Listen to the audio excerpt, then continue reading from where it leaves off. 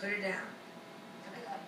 So I'm here with Miss Rivers, a comedic icon, to ask her some questions about her life. Do you recognize that you are one of the preeminent Absolutely not. No, it's ridiculous and it's stupid. And no, absolutely not. It's just, it's ridiculous. So move on. When did you first realize that you had an innate comic talent? My whole thing, I think, maybe my grandma, my whole, I think it's DNA. I think nobody can learn comedy. Nobody can learn timing. I think it all comes absolutely genetically. My father was a doctor, very funny. My sister's a lawyer, very smart. And I swear to God, she wins her cases on making the juries laugh. It's just there. It's just there. As you know, with funny people, they see things funny. And I knew from childhood on that I saw things in a way that would make people laugh. Never, but always verbally. I always knew that I could make people, and that's how I stayed in the in-group. Okay, 2 minutes, everybody relax. When you were 12 and you were at a family friend's house, you started talking about all your teachers, and that was one of the experiences that I knew I was funny. Also, I was on a fishing trip with my father and 3 other doctors. That I remember. I was about 8 years old. And I remember being very funny and making them laugh. And I knew I had a power. I had something that I could make adults laugh with me, not at me. And I think this is wonderful. And it really was wonderful. I mean, it's, well, obviously, it's wonderful. Okay. How did your upbringing affect who you are as a comedian? Well, they always say Jews, Jewish humor, Jewish humor. But if you really look, many of the great comics are Christian. Think about it. Certainly on television. Jay Leno, Jon Stewart, maybe Jon Stewart, Letterman, and so they say it's all that. I'm not making a joke now. Exactly. Okay. All right. So I think just at my, I know, well, it's a comedian's house. Let me let them in. Okay, that's it. Come on. Come on. She's trying to do her work. Come on. That's it. Here we go. Come. Right now. Am I kidding you? $600 later. Come on. Follow me. Yeah, I think so. A little too noisy. Okay. He can do whatever he wants. Okay. Thank you. What do you expect? My background. I don't know. I think everything in my household was handled with humor. So it was just, and Jews, we laugh at everything. I know if I was in Auschwitz, I would have been, I swear to you, I would have been making jokes all the way into the ovens, because that's the way I am. So I just think it's inherent. When you broke out onto the scene, you were considered like a major departure from Phyllis Diller, who was the reigning comedian. Yeah. And your comedy was just as self-deprecating as Diller's, but one critic wrote that yours was less persuasive since you were attractive. Oh. So, it was that critic. How important do you feel your appearance is in relation to comedy? I think you have to have, and it's not even appearance, you have to have, to be a good comedian, you have to have a likability. So there's got to be something about your appearance that isn't, it isn't threatening to anybody, and isn't that I'm better than you, or I can take your man. You've always got to be, they feel comfortable with you, and that's very important, whatever your appearance looks like. So that was, and I have that on stage, and nobody's ever worried about me when I come on stage. They know I'm not going to hurt them, if that makes sense, or take away their man, or be a real mean bitch. And I think that's, if you look at all comics and comedians, they all have it. There's a man now called Russell Brand who's having a very hard time of it, and deserves to, because there's such an arrogance, and it's very off-putting when he walks on stage, and the audiences are feeling it. He thought he was going to come over here and conquer America, and he didn't. And his hair. And everything about him is just so, I'm right, and here I am. Well, that's not a comedian. Comedian is, here I am. It's a big difference. I read that you performed at Second City in Chicago and New York. How do you feel that that experience solidified your comedic work, and how does improv differ from stand-up to you? It doesn't. Second City changed my life totally because I found, up until Second City, I was buying my material. I never had any faith that I could write what I thought was funny. They would think was funny. And Second City, you realized that what you thought was funny, and they're laughing too. And also to go with your first instinct and to say what first comes into your head. And Second City, absolutely, I still work that way. All my sets, all my everything, I absolutely work in the moment. And so I never really know what's going to happen on stage. And that keeps them on their toes and me on my toes. So God bless everyone that wants to be a comic should go through. And think of all the great comics. All the Saturday Night Live people. Tina Fey, Rachel Dratch. And going back to, again, with me, the generation before, the John Belushis and the Gilda Radners, all out of Second City. So you've gone by several names in the business. I read that you went by Pepper January, yes. And then that you took the name Rivers after your agent. Yeah. How important is a good name? Not at all. Absolutely not at all. And I knew that. I used to have friends that would spend months, they wouldn't get their pictures, their 8x10s, because they didn't know what their name was going to be. If you're good, they're going to remember your name, and if you're terrible, they're not going to remember your name. And I knew that. That's why I took the name. My agent said, you can't be Joan Malinsky, which is who I was. And so I said, all right, I'll be Joan Rivers, because his name was Tony Rivers. And it was that simple. It wasn't that I spent months thinking, how will that look? It doesn't matter. Truly, it doesn't matter. A name means nothing. Now, Whoopi Goldberg was very smart. Her name, a black woman named Whoopi Goldberg. They did remember that.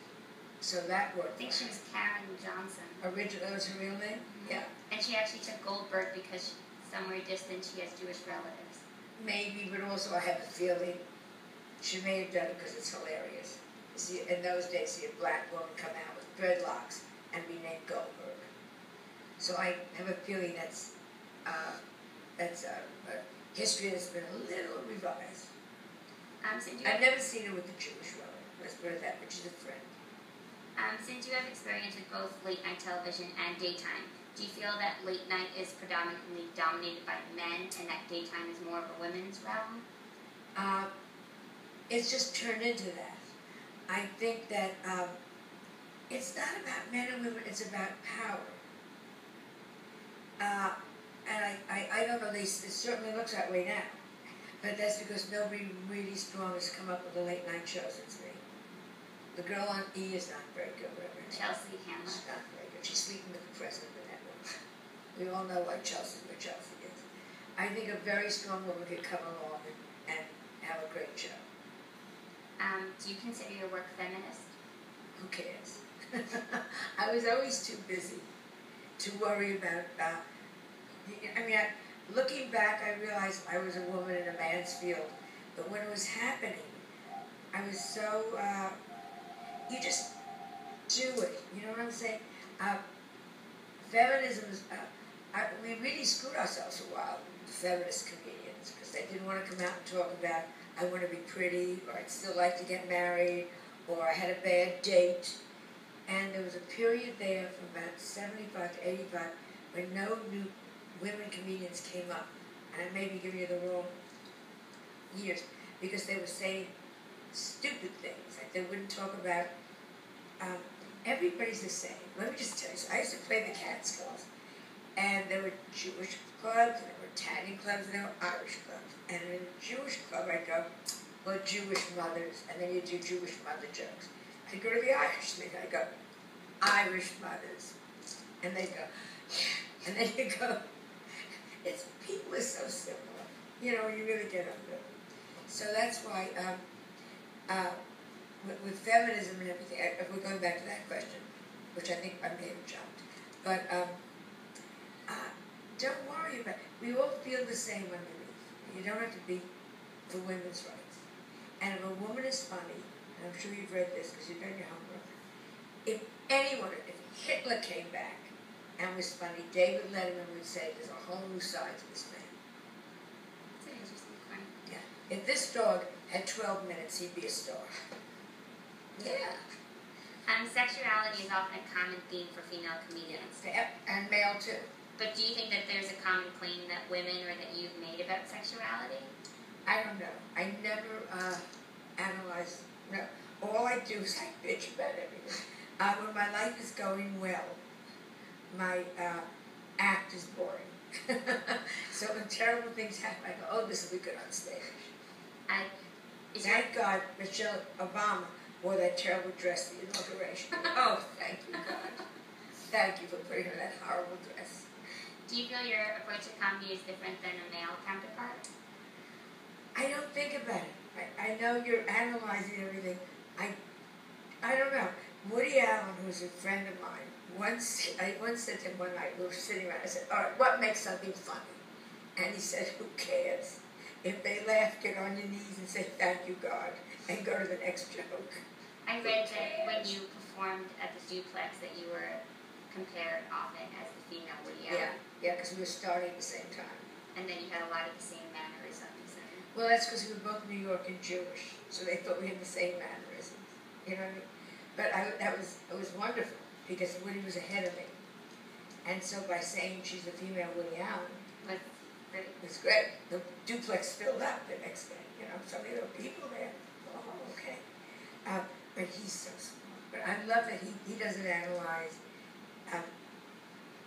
Richard Pryor didn't analyze. I'm just thinking of the great ones. George Carlin, on the other hand, every word was picked. You know, so everyone works so differently. What is your process when you write your own material? Usually, I do it orally for the most part. And that's why, to this day, I carry a tape recorder. Wherever I go, my act is audio taped. Because what comes out first is funny.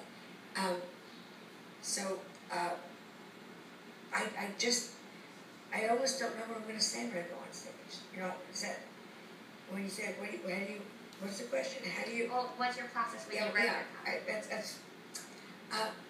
There is no process. I know if I'm angry about something, I'll walk on stage and talk about it. And then, how technical do you want to get? Then I pull it off. I listen to what I said, which came out right the first time. I pull it off, and I then try to embroider it and make it better. And then I'll say it again on stage. And it takes, to get little pieces, it takes weeks to get sentences really holds. Weeks. In my class, we studied comedic archetypes and the 5 comedic postures of the kid, the bawd, the bitch, the whiner, and the reporter. And we classified you as being whiner and bitch. Yeah, whining bitch. Do you agree with that? Totally. Yes, whining bitch, no question about it. And I'm furious, and fury. I ride on fury. I am very angry. And I think what got me in the beginning was I represented a lot of angry ladies. I represented a lot of girls that went to college and then said, what's wrong? Why isn't this working out the way it's supposed to work out?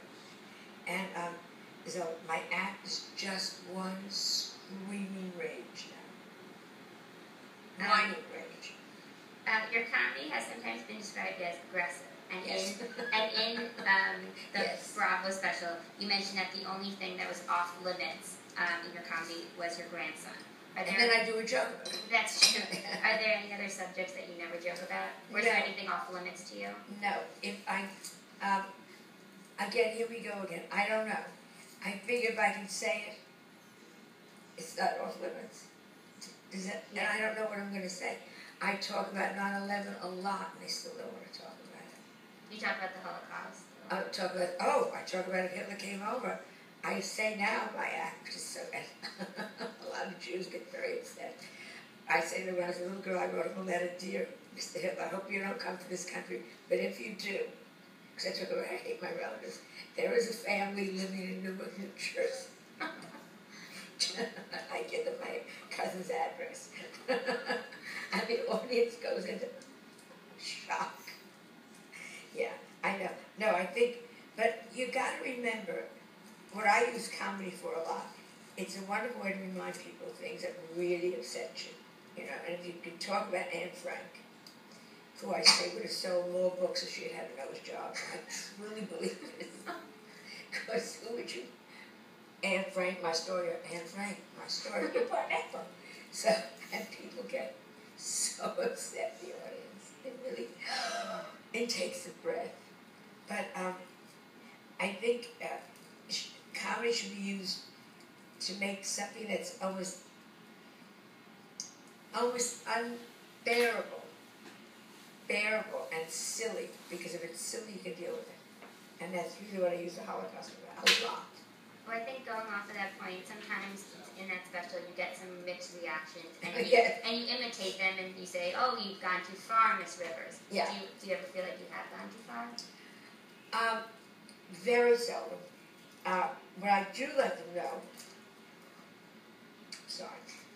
but I do let them know, for example, I talk about how I hate blind people now. But my mother was going blind at the end, so I figured I had the right to say. So I talk about how stupid blind people have no chic. How can you wear those shoes? And that's kind of stuff.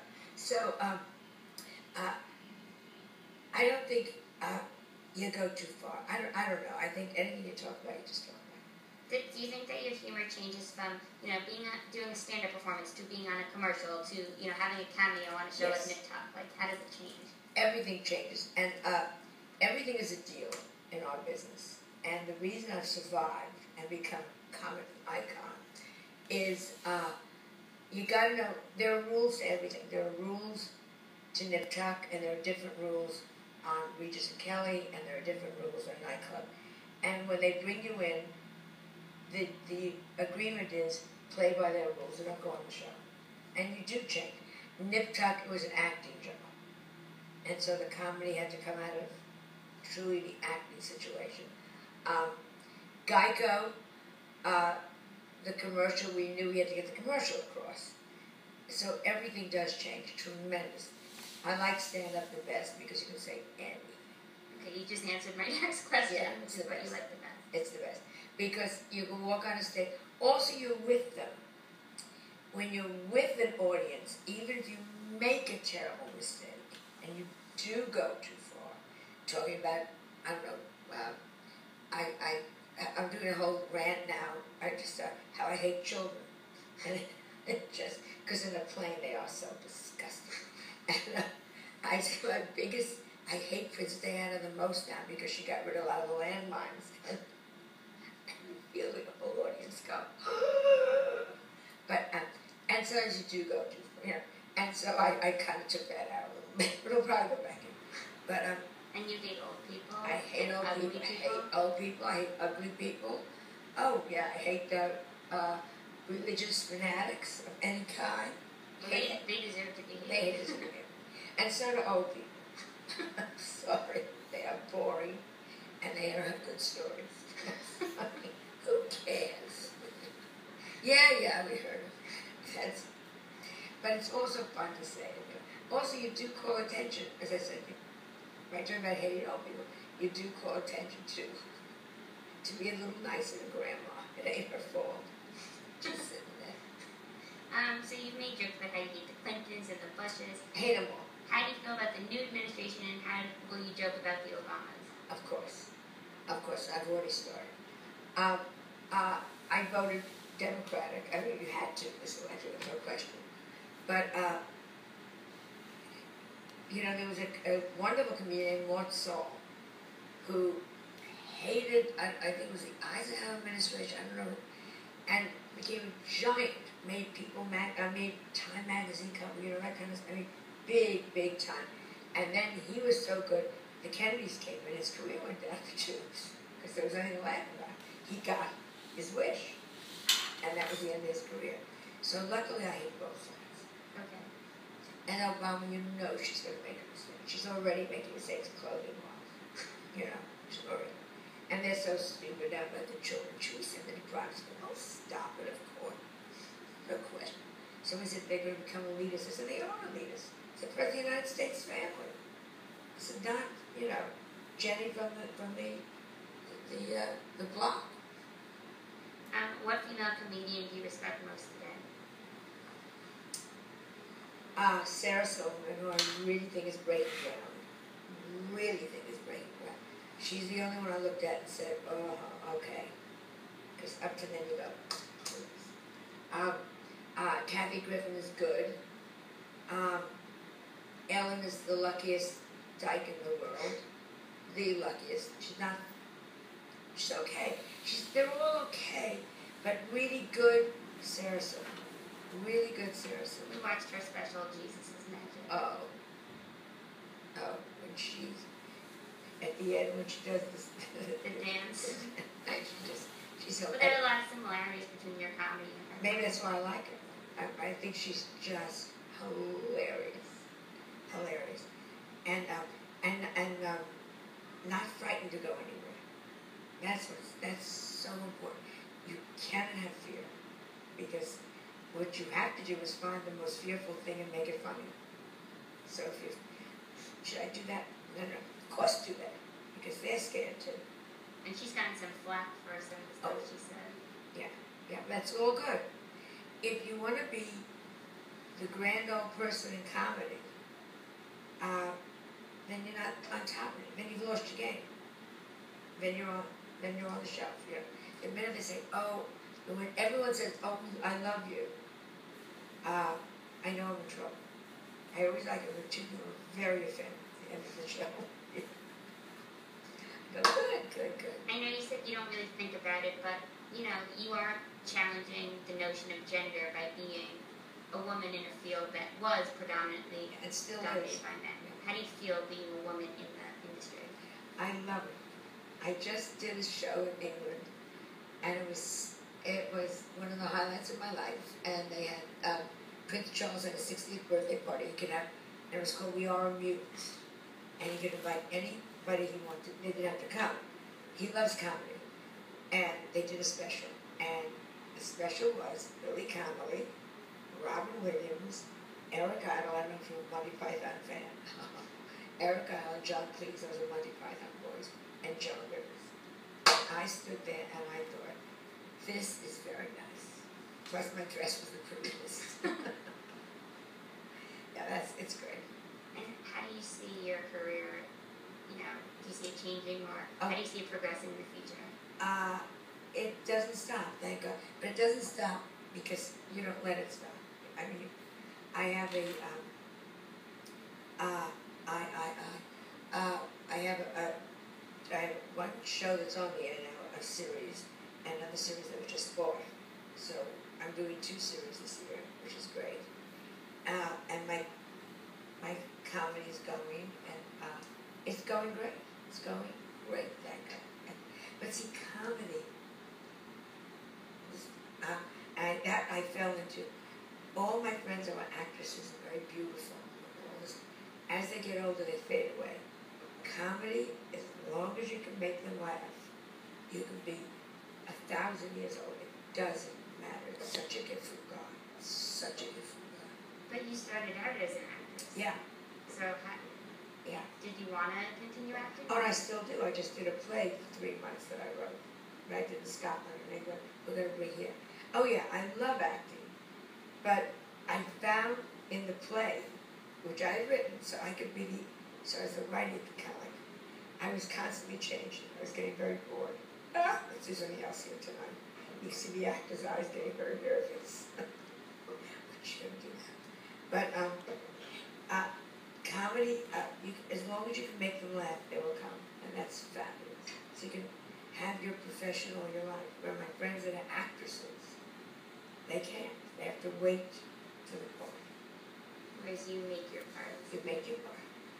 There's always 6 gay men that are going to want to come with us. Well, those are all my That's questions. very easy. But thank you so much. Did you get it all? Okay. Did Did you know about little Samantha? I did not know about the dogs. Did you know that I'm going to have 3rd degree for Thanksgiving dinner? That's what everyone's saying. But your sister's name is Barbara. My sister's name is Barbara. She's an attorney. And your parents' names are Beavers and Meyer. That's right. And you moved to Larchmont. That's right.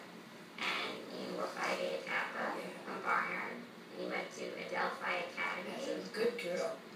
they brought me in for my 50th class reunion, and I felt so sorry for Barnard. I was the best they could dig up. All these girls are sitting there, so, you know, and okay, girls, this is how you're going to end up. It was so funny. This is it. Tell your parents they're wasting their money. Well, thank you so Oh, much. this is so, you didn't have anything to eat, which is terrible.